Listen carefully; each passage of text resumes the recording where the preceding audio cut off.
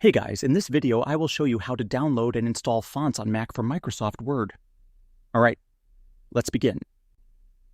Downloading and installing fonts on a Mac for use in Microsoft Word is a straightforward process and allows you to customize your documents with unique typography. To get started, first find and download the font you want to use. There are many websites that offer free fonts, such as Google Fonts, DaFont, or Font Squirrel.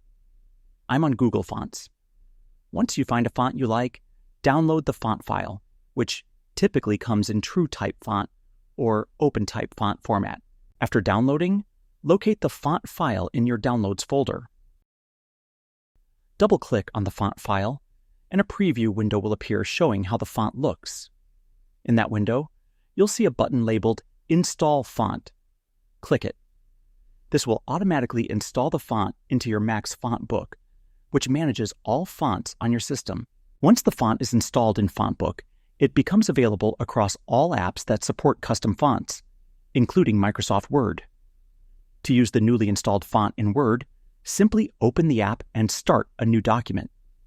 Then, go to the Font drop-down menu in the toolbar and scroll through the list to find the name of your new font. Click on it, and you're ready to start typing with your newly installed style. If Microsoft Word was open during the font installation, you might need to restart the app for the font to appear in the list. In rare cases, restarting your Mac may also help ensure the new font is recognized properly across all applications.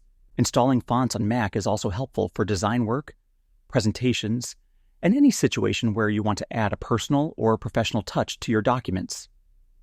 Just remember to check the licensing on any font you download. While many are free for personal use, some may require a license for commercial use, and that's it. So that's basically how you can download and install fonts on Mac for Microsoft Word. And that's it for this video.